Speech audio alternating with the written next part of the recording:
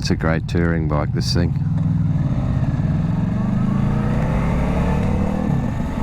I've ridden the new Suzuki 800. That's a nice bike too, very nice, but I prefer as a touring bike for what I do.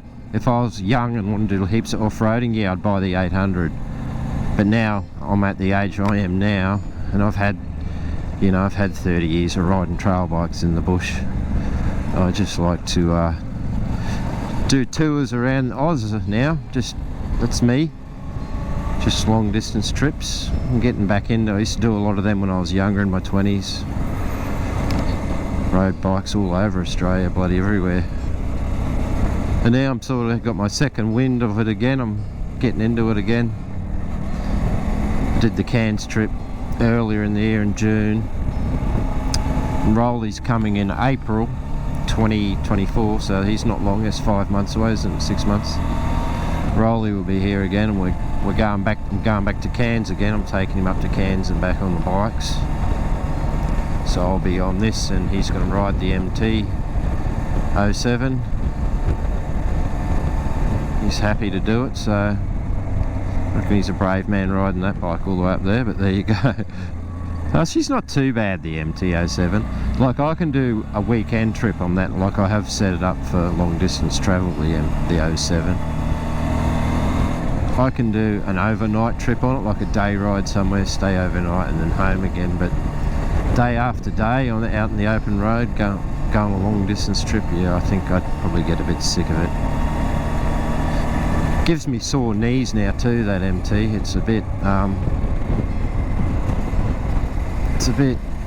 not enough leg room. My legs aren't straightened out enough on it, so it's starting to give me sore knees, I've noticed lately. So after Rolly goes in April, I'll just sell it, I think. I want to go just back to having one bike too. I'm sick of paying dual registration and maintaining two bikes. It all adds up in the end when you've got to buy tyres for two bikes and chains and sprockets for two bikes and service two bikes, registration for two bikes, insurance, you know. It all starts to add up here. Like, we just paid the registration on this yesterday, $600. It's just ridiculous in Queensland now. So there's that side of the coin.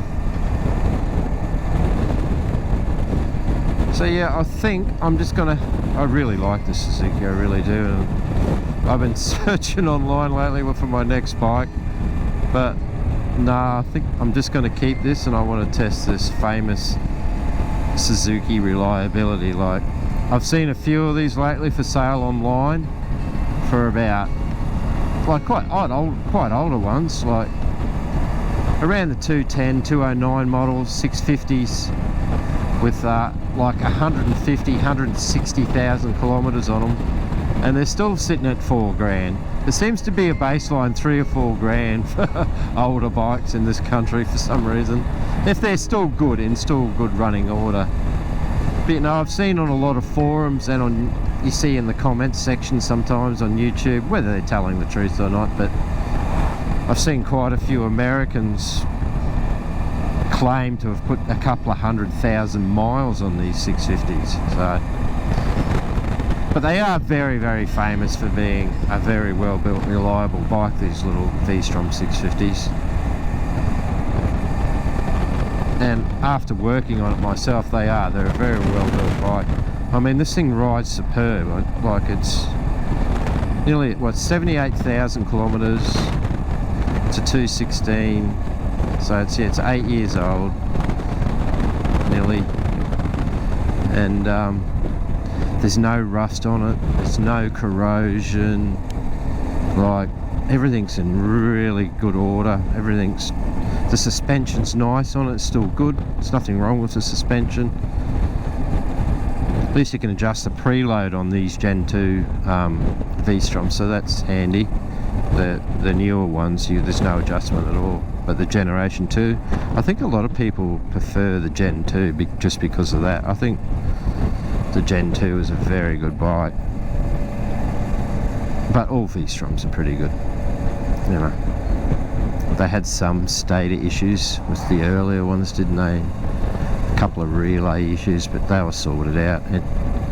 The motor's been revised in the Gen 2 a little bit as well over the first gen. They changed a few little things on the engine, I'm not sure what they are. But I know they tweaked the engine a little bit, probably more just for emissions.